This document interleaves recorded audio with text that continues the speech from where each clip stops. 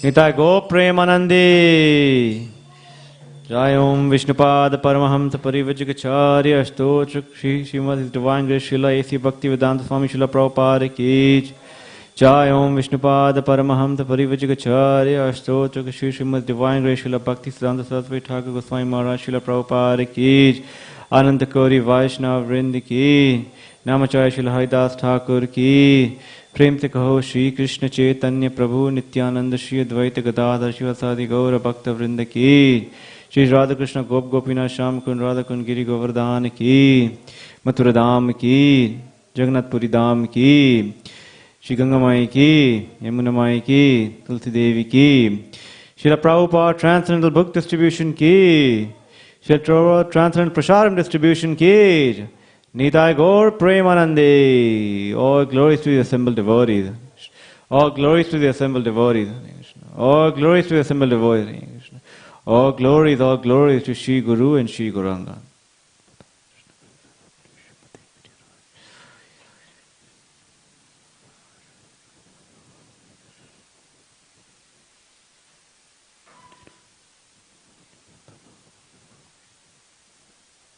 Hare Krishna. Welcome everyone. This morning's Bhagavatam class. This morning we are reading from Canto 3, Chapter 9, verse number 36. That's on the board. The chapter is titled Brahma's Prayers for Creative Energy. So before we get into the verse, we recite the invocation. Om Namo Bhagavate Vasudevaya. Om Namo Bhagavate Vasudevaya. Om Namo Bhagavate Vasudevaya.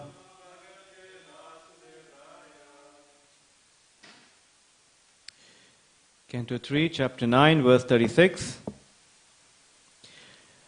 Nyato ham bhavatattvadya durvigeyopi dehinam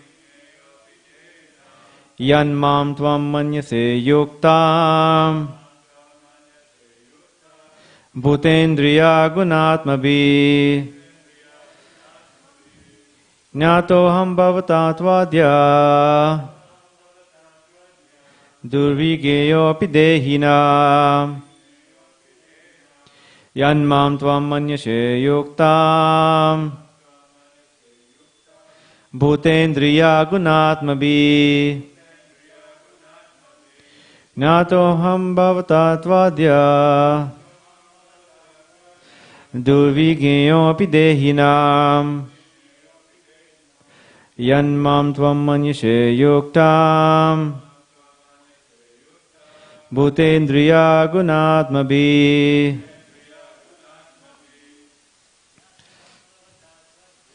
Nato ham bhavatattvadya Vibeyo bidehinam Yanmam tvam manyashe yuktam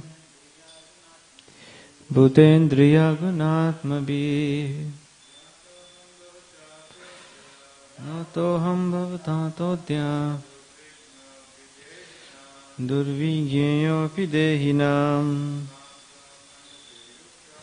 Yanmam manyashe yuktam Yagunatmabhi. Thank you. Word for word translation. Jnata, known. Aham, myself. Bhavata, by you. Tu, but. Adya, today. Du, difficult. Vigyeya, to be known. Api, in spite of. Dehinam, for the conditioned soul.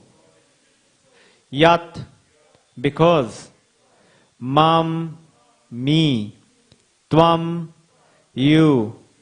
Manyashe, understand. Avyuktam, without being made of. Bhuta, material elements. Indriya, material senses. Guna, material modes. Atmabhi, and false ego like the conditioned soul. Translation and purport by His Divine Grace Srila A.C. Bhaktivedanta Swami Srila Prabhupada. Srila Prabhupada ki. Translation. Although I am not easily knowable by the conditioned soul, you have known me today because you know that my personality is not constituted of anything material, and specifically not of the 5 gross and 3 subtle elements. Purport.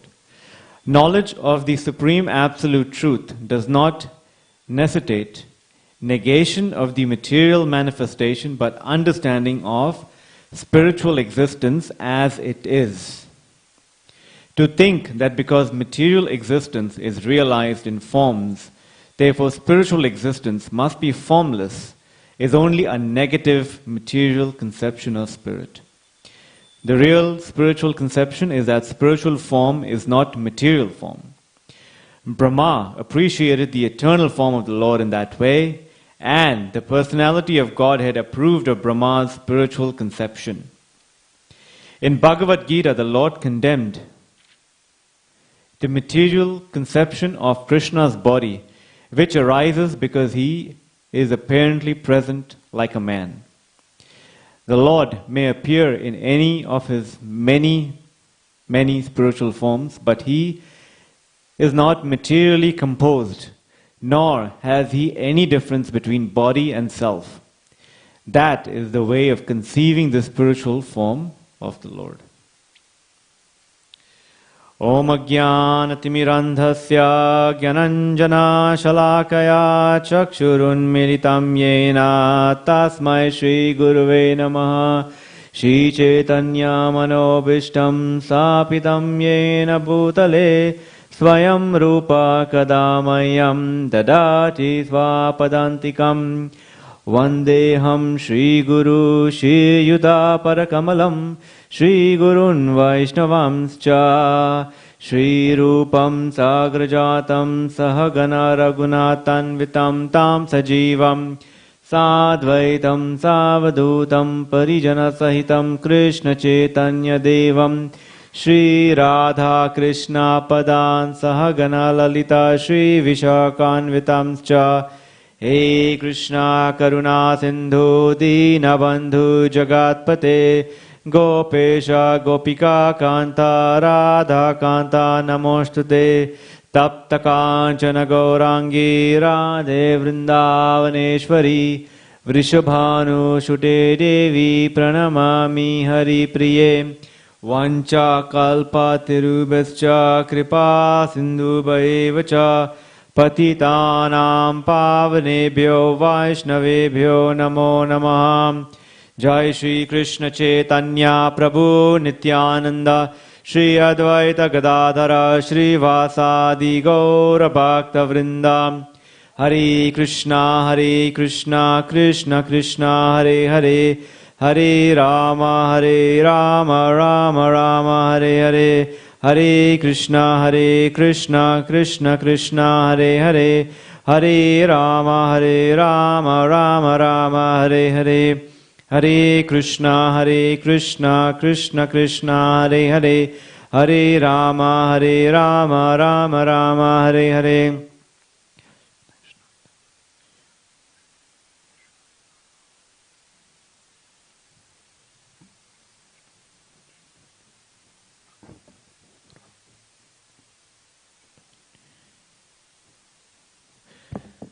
Hare Krishna. So I'll read the verse again, Canto 3, Chapter 9, verse 36, the translation. Although I'm not easily knowable by the conditioned soul, you have known me today because you know that my personality is not constituted of anything material, and specifically not of the 5 gross and 3 subtle elements. So the Lord's responding to Brahma's prayers, and we see here the Lord is actually pleased with the austerities that have been performed by Brahma. because it's been performed with the devotional attitude. And that is the key here, that the Lord accepts austerities because it's performed for the pleasure of Krishna. I believe 10 days ago, I know you, Nrsimha Prabhu, were referring to the pastime of, I believe, Mukunda, the milk, the pastime in Chaitanya Leela, where there's a particular devotee named Mukunda who's very austere, and he wants to participate in the nocturnal kirtans that happen in Srivas Angan, and he's being favored by Srivas Pandits to participate in it, and the moment he comes in, Lord Chaitanya understands that there's something not right here, and then he's trying to figure out what's happened, and then all of a sudden Srivas Pandit says, yes, there's a devotee named Mukunda. He's so austere that he just subsists on drinking milk, and Lord Chaitanya chastises him just by drinking milk. No one can attain me. So, but obviously we see Lord Chaitanya grants his mercy to Mukunda. So here too we see Brahma. It's not the austerities on itself, but it's the austerities that are done with the purpose of pleasing Krishna, which is what India's want to Krishna. And in this month of Kartik, a lot of devotees take vows and austerities with the intention of actually increasing Radha Gopinath and the different limbs of bhakti that India is to Radha Gopinath. So here in this verse we find a particular word at the very beginning, durvigeyo, durvigeya. Difficult to be known, so difficult to understand. And actually this is, the Lord here is acknowledging it's very difficult to understand me. It's very difficult to even comprehend the Lord, because the Lord is beyond the perception of our senses. We are sitting here, we have the Srimad Bhagavatam, we have the Bhagavad Gita, we have the presence of devotees, and we have quite a fair amount of information for us to access. And obviously we see the lives of our acharyas, which give us that faith and conviction that yes, there is a Supreme Personality of Godhead, Krishna, and we are meant to serve Him. But if you just look outside and look at a common man, it's actually quite, I wouldn't say, it's something we can't comprehend. Just a common person is so, is constantly being distraught by the material energy, is just so consumed by the material energy that there's no time to even think, how about some good fortune if that person starts to think, oh, what's my existence all about? How does this world come into action? Is there a higher purpose in life? Is there something that I should achieve for? If someone is fortunate enough to ask those questions, then they'll end up somewhere, but most likely they'll end up accessing literature or texts or knowledge.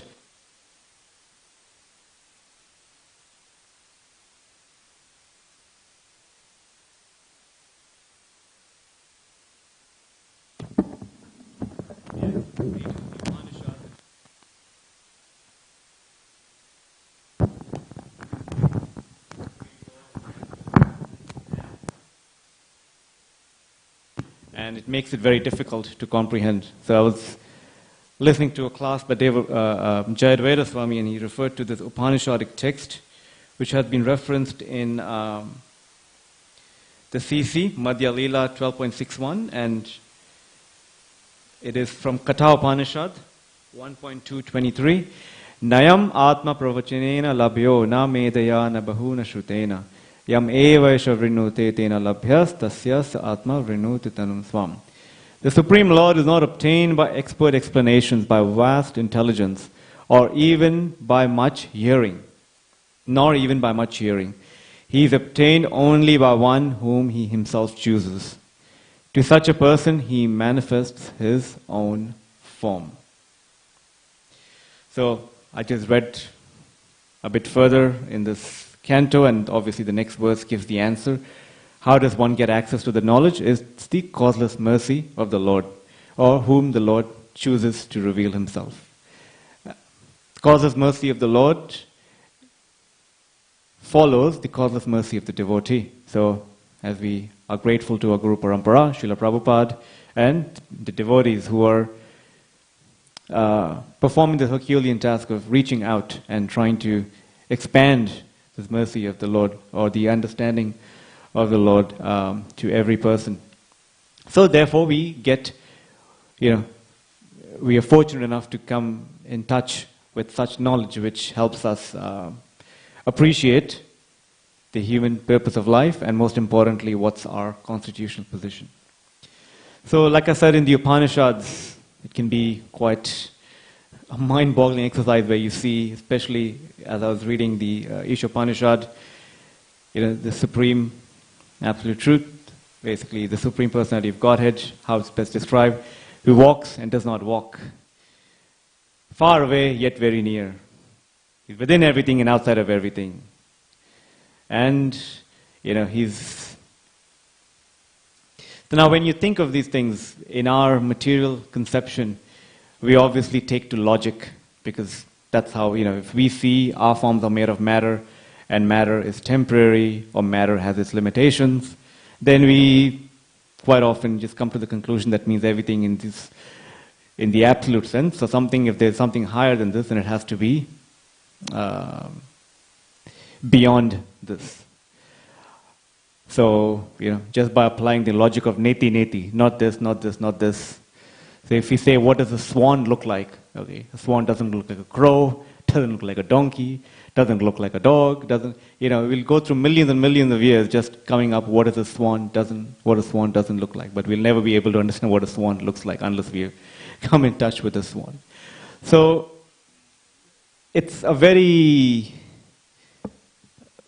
I wouldn't say unfortunate situation, but that's because this material world is designed in such a way for us to forget Krishna, because we come here with the intention of being independent of Krishna. That's why, we are faced with this situation that we are in. So again, now it's a valid material logical proposition, but again, it's a material logical proposition because we can't comprehend the understanding of the absolute truth that's beyond our senses. And it puts another twist when we understand that the Supreme Lord is a person. That just, to a common man makes even more, if we were to understand, like we are existing on this plane, there's someone, as we understand through reading the Bhagavatam and other texts, each limb of our body is controlled by a higher power, a higher demigod. For example, even for me to blink my eye, I'm dependent on the demigod that presides over this sense, even for me to speak. So that demigod is obviously controlled by someone higher than them, and eventually, when we understand that, it's controlled by Krishna himself, as described in the Gita, who's beyond this material reality. So when Krishna comes to this planet, it becomes, he's coming here to display, as we understand, once in a day of Brahma, he comes himself, but obviously there are numerous incarnations that come, and numerous incarnations are there for us to just appreciate or to get a flavor of how to serve God, he comes to revive religious principles, but most importantly, for us to be enchanted by his pastimes. Once I was listening to Radha Vinod Prabhu, and he made a very interesting point which struck with me. He said, if God were just, for example, if we think of God to be impersonal, and if God were just, as philosophers, scientists say, it's just, it's just a black box. So if God were a black box or a mathematical equation, how would you best describe it? Right? How would you best describe it? But if Lord were a person, how would you best describe it? Through stories, through his pastime. So we have access to this, these different pastimes, to these different instructions. And as we see, the Bhagavatam is structured in such a way that it goes from the first canto, starting up from, what this material universe is, how does it come into existence, the different manus, what they teach, and the 10th canto where it's a complete display of the personal pastimes of the Lord when He appears for the pleasure of His devotee. So it takes us from the perception of the Lord being all-powerful, and what does He act like in the 10th canto, what does He act like when He is in the company of His devotees. Once, Srila Prabhupada was asked this question, Swamiji, you have Radha Krishna deities in your temples. Look at them, they're so lovely, they're so innocent. I think people of Kali Yuga won't appreciate Radha Krishna. They're just so sweet, they won't, that sense of awe and reverence won't come into their hearts. So Swamiji, I have a proposal. Rather than Radha Krishna deities, we should worship the universal form of the Lord. And Srila Prabhupada was like, okay.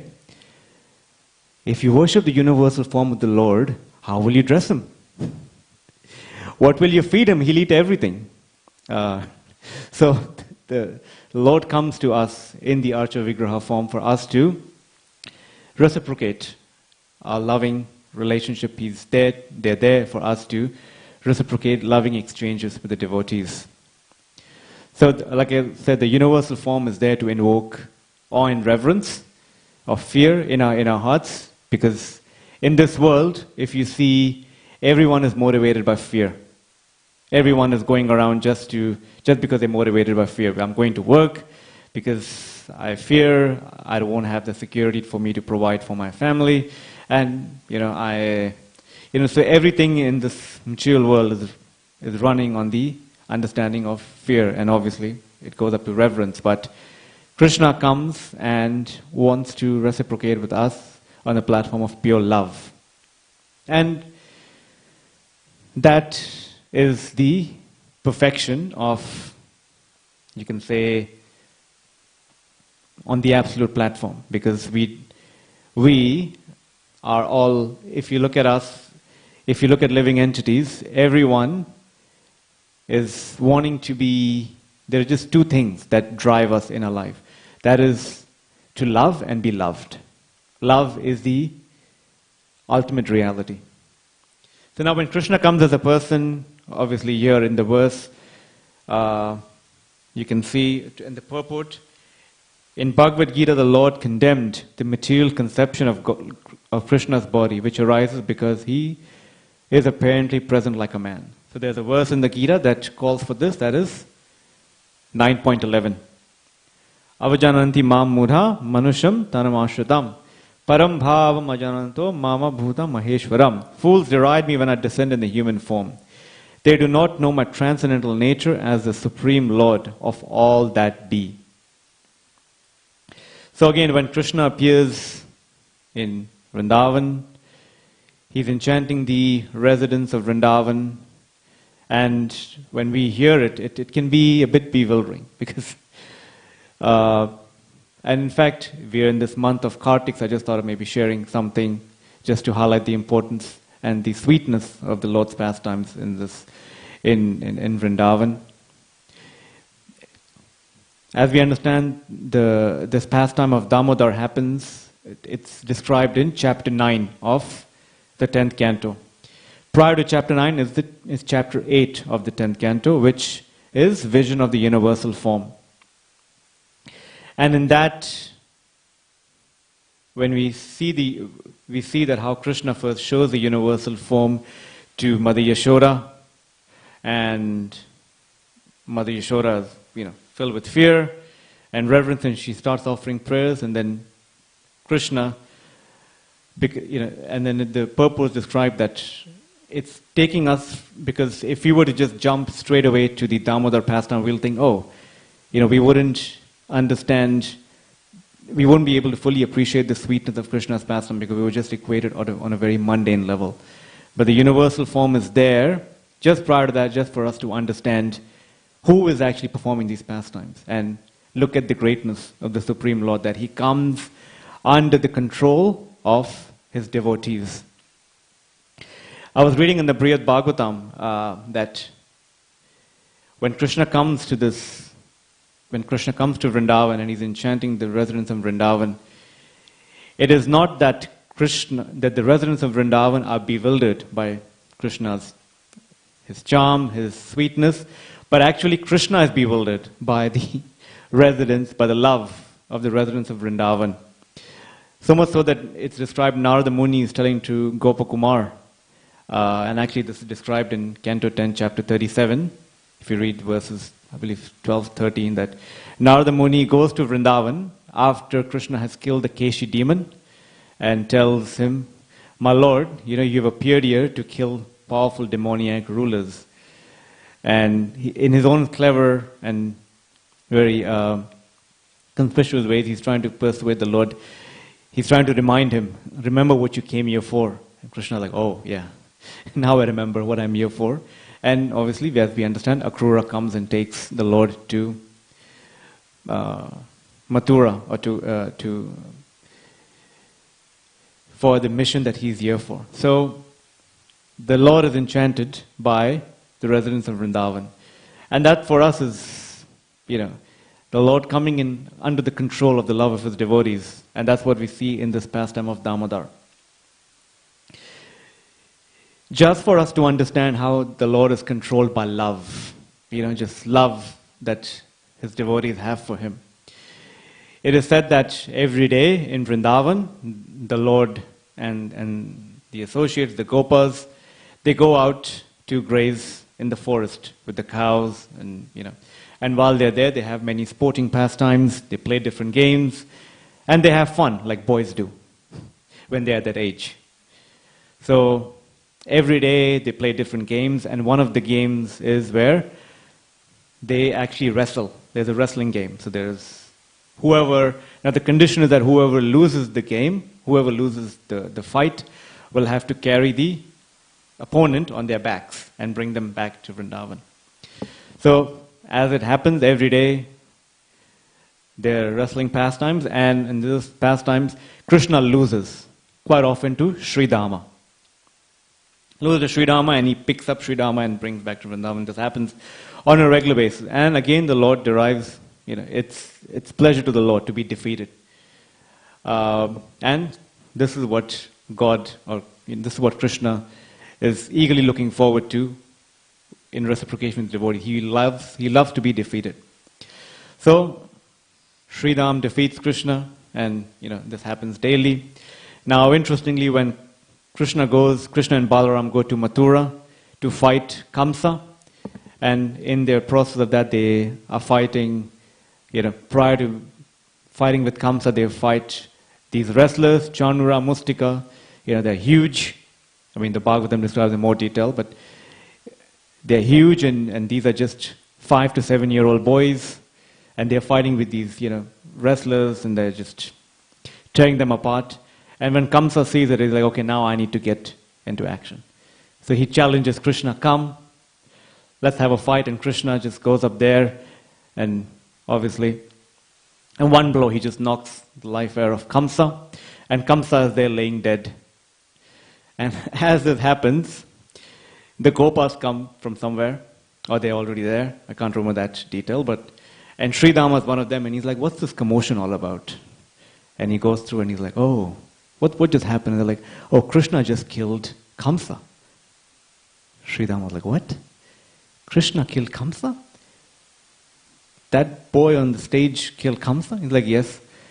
He's like, it's not possible. Every day, I defeat him, and you're saying these wrestlers here who are so big, Krishna defeated them? It's not possible. You're just making it up. So then Sridhama goes all the way up to the stage where Krishna is, Krishna is being glorified by everyone, and he goes up to Krishna and he's like, Krishna, why don't we have a wrestling game? And then Krishna is like, yeah, let's do it. And then they have a wrestling game, and in front of the entire world who's watching, Krishna accepts defeat. Krishna is defeated by Sridhama, and Sridhama is like, certified this is Krishna because I defeated him. Not knowing the fact that he just defeated Kamsa, he's killed so many wrestlers. So Krishna is bound by love.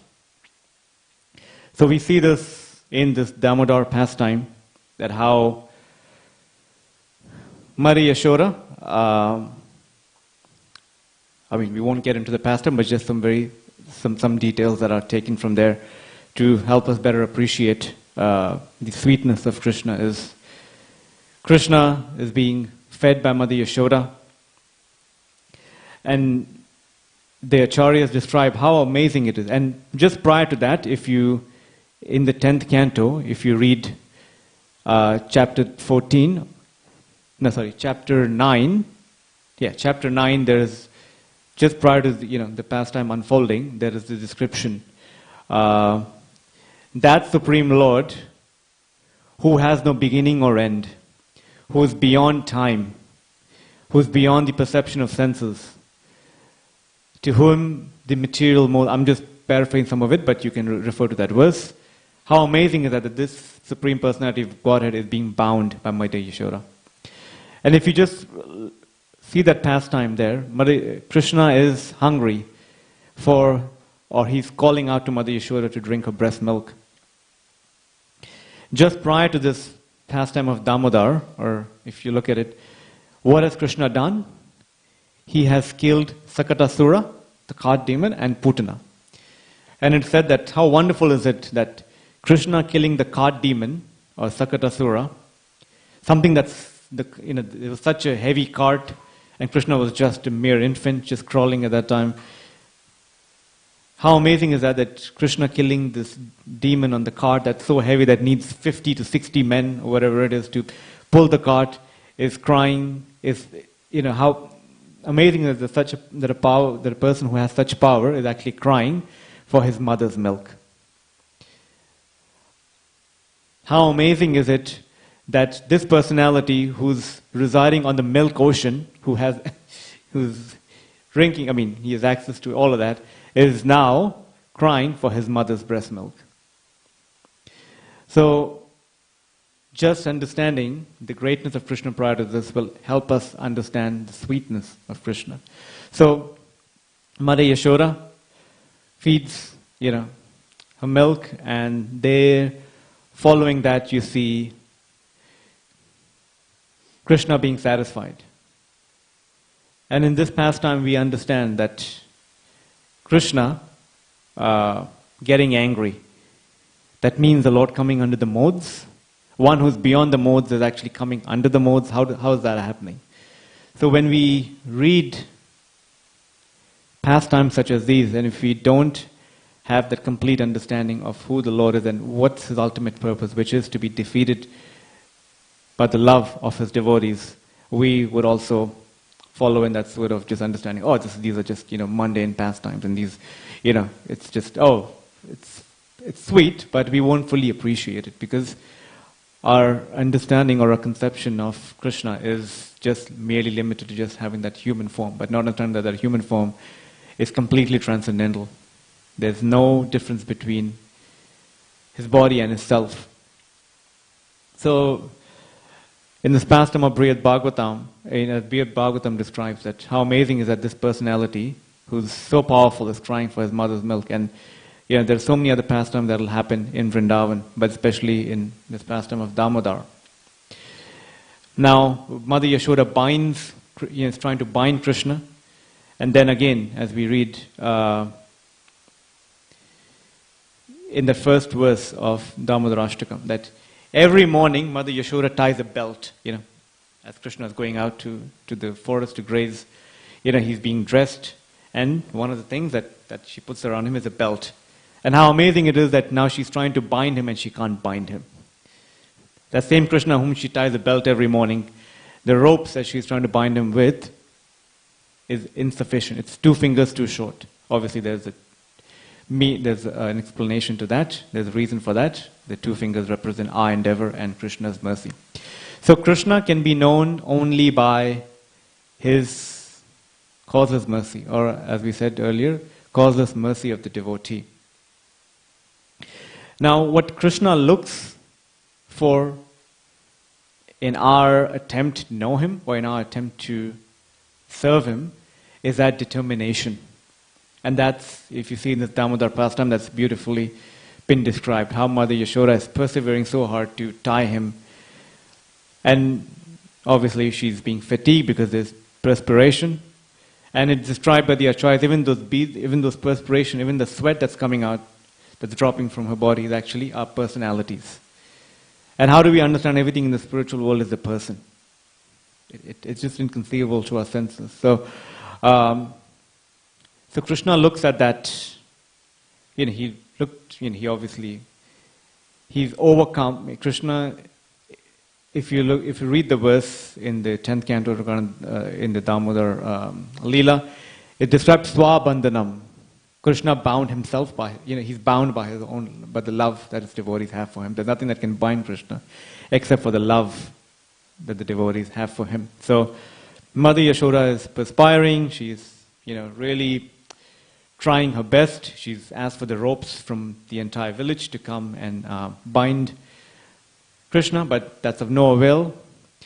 So that, if we just look at our lives, what does Krishna want from us? When we perform our sadhana bhakti, when we perform our services, quite often there will be, there is we also get fatigued, we get tired, and there will be times when there won't be any reciprocation, or we won't be able to see the reciprocation in a tangible way that we would expect to see it. Now that's okay, For example, if let's take for ourselves, we organize a program, we're trying to do, we're trying to cater to, some form of outreach. We put in so much effort and we go there and then no one is there. We put in all our effort and we feel fatigued. We feel so tired and we show up and just when we think, oh, we've put in all our efforts and no one shows up. How is that feeling? Now that feeling is still okay. I mean, it's still something because that's something that we can control. But what comes next is people will quite often come and give us feedback. Hey, Prabhu, maybe you should have done this differently. Maybe you should have, catered to this differently. Maybe, there's something wrong with you itself that's trying to do it. Once I was remembering Gauranga Prabhu was mentioning this pastime in his one of the yearly Vrindavan yatras that they do, and obviously Gauranga Prabhu is overseeing the prasadam needs of the entire yatra. So there's a team that looks after the cooking, and there's so much that's involved. So there was one devotee that came up to him and said, Prabhu, what prasadam are you cooking? Let me also cook something. Gauranga Prabhu was like, yes, you come and cook, please. You would let us know what you want to cook and you can cook. And the devotee said, I'll make poha. Like, okay.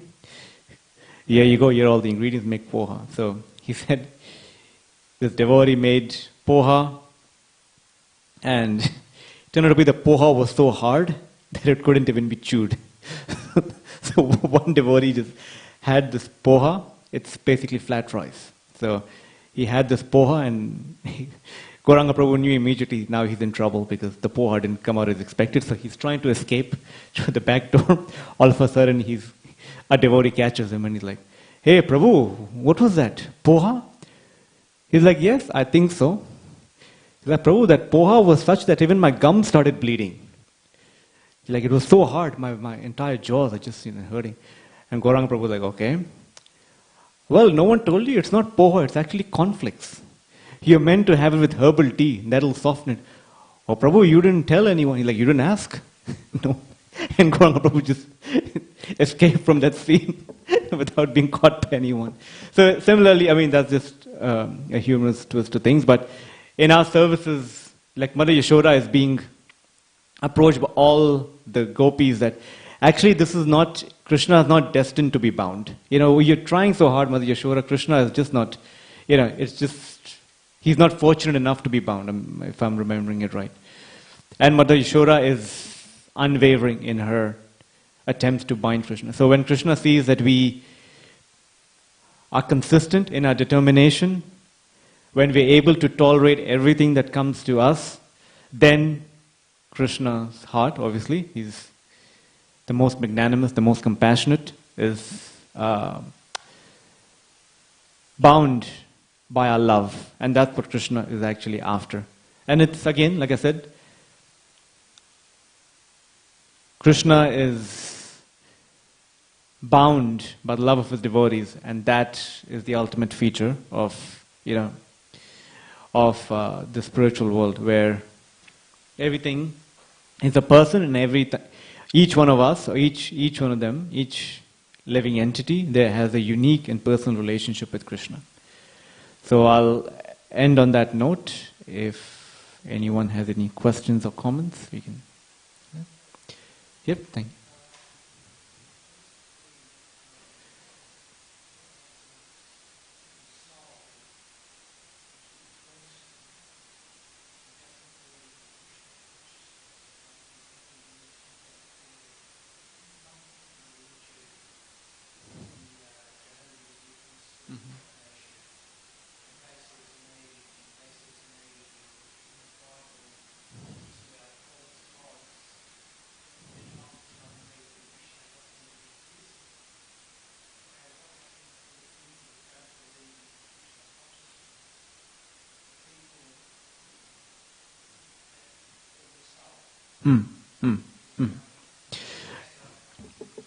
Okay, thank you for that lovely question. So my spiritual teacher once was, when he had been through this, in the 1970s, there were so many spiritual teachers and gurus who were coming to America. And each one of them, different traditions were basically presenting, this is the absolute truth, this is the absolute, this is the ultimate truth. And when he came in touch with Srila Prabhupada, he asked Srila Prabhupada the same question. That there are so many, I'm going to paraphrase it because I can't remember the exact question, but there are so many yogis, gurus, teachers, saints, who all say that their way is the best way. How do you reconcile that? How can we, distinguish or understand that what's the right way? And Prabhupada, instead of giving a very, you can say, an answer that could be put in very abstract terms, he basically said, it depends on your intention. Do you want to serve God, or do you want to become God? Do you want to be a servant of God, or do you want to become God? If you want to serve God, if you want to become God, which means that whatever these teachings or these different traditions or different, whatever philosophy they're telling you, if they're telling you you become God, which means that all of this doesn't matter, you become God, meaning when you achieve that perfected state, whatever it is, or you achieve that kingdom, or you achieve that place, what are you going to be doing there? Are you going to be serving God? Are you going to be God? Which means, are you looking forward to being served by others? What is the ultimate destination that you want to be? That's the question that Srila Prabhupada told, the response Srila Prabhupada told my spiritual teacher. On the contrary, if you want to serve God, now if you want to become God, that means you're not God now. If you want to become God, if you're not God now, that means that you have to become God through some processes. God is always God, and if you want to become God, why will God help you in that competition? God is always God. Krishna is always God. Krishna is, you can see here, this month of, if you look at that photo there, there's this month in where Krishna is just a 5-year-old boy, playing in the lap of his mother, and at the same time displaying such opulences that no one can. And if you just go back a little further, Krishna is fully displaying his opulences even when he was an infant. So God is always God. One doesn't become God. Now if you want to serve God, then obviously God will help you in that endeavor and may bring you closer to Him. So ultimately it all depends on if you want to serve God. If you want to serve God, then that helps. If you want to serve God, that means you will try to seek out information. What is God like? if I tell you you need to love this person, you'll want to know more about that person. You want to know more about the qualities of the person that will make that person lovable. So there is knowledge here that's given in the Bhagavatam and other texts. What is it that'll give us? Prabhupada said we have, chanting the Hare Krishna mantra is a personal calling card. That you chant the Hare Krishna mantra, you will immediately feel the presence of Krishna. So the process is there. We have to take it up, and that'll kind of give us that sense of understanding and conviction on how God is a person and how He wants us to have a loving relationship with Him.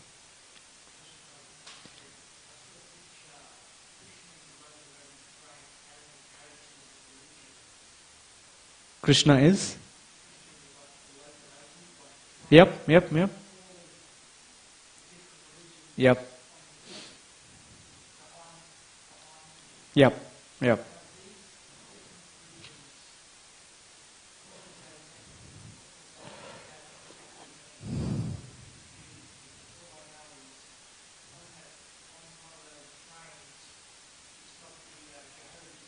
Mm. Mm.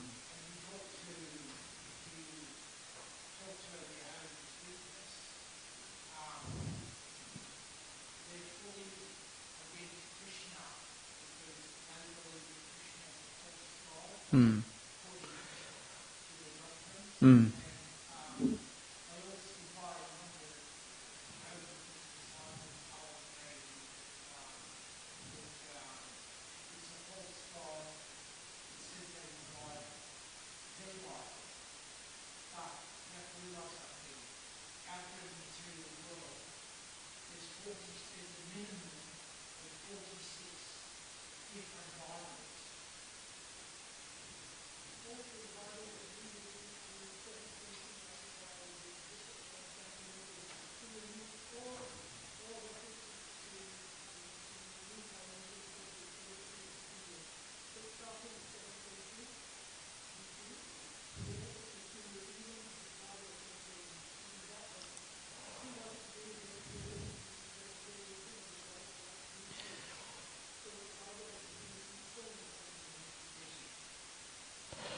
Yep.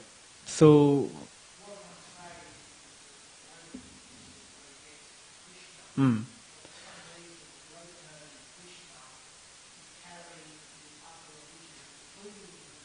Mm.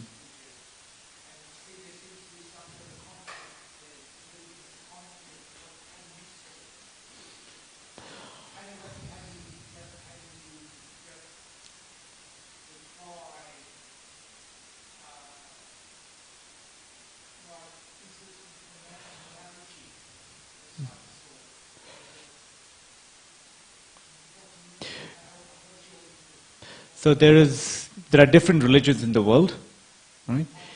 Yeah, 1,000 different religions. Now, if you read chapter 17 of the Gita, the divisions of faith, it will answer your question, why are there so many? Because if the question may be asked, if there's Krishna is the supreme personality of Godhead, then why are there so many religions, right? Why are there religions? In one sense, they're saying, oh, we're against Krishna. Now, you'll see in the chapter 7 of the Gita, the divisions of faith. Divisions of faith or different religions come about people in different modes. For example, if for me, take for example a person who is just attached to just getting money, right? Someone who just wants just money, and then Krishna says there are 4 kinds of people who come to me: one that need of money, one who's distressed, one who's curious, and one who's seeking knowledge. Right? These are 4 kinds of people that generally go to Krishna. Now, but in the context that I've just, someone who needs money, specifically money. For him, if I tell him, look, Krishna is controlled by love. Krishna is, we've got to offer, we've got to be detached from the fruits of our activities.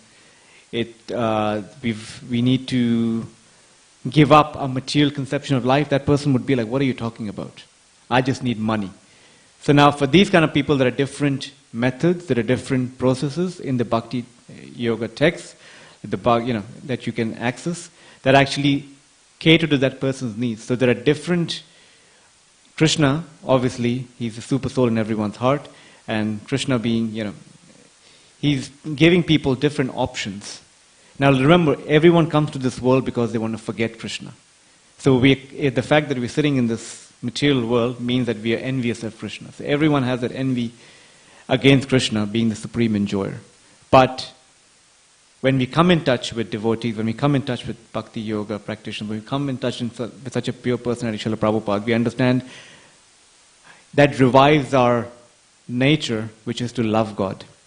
And how do we do that? That's explained through the processes of bhakti. So yes, each one of us, if you say, people may say Krishna is a false God, but people also say that this world is meant for my enjoyment. That's the premise with which we are all carrying out our duties in this world. We want to be the enjoyer. Anything that comes in the middle, that's our enemy. So that's how these different, but again, if you can read chapter 17 of the Gita, that'll help clarify too much detail that you're looking for. Thank you. Hare Krishna. Grantra Srimad Bhagavatam ki, Srila Prabhupada ki, Nitya Go Premanande, Hari Hari Bo. Srila Prabhupada ki, Jai.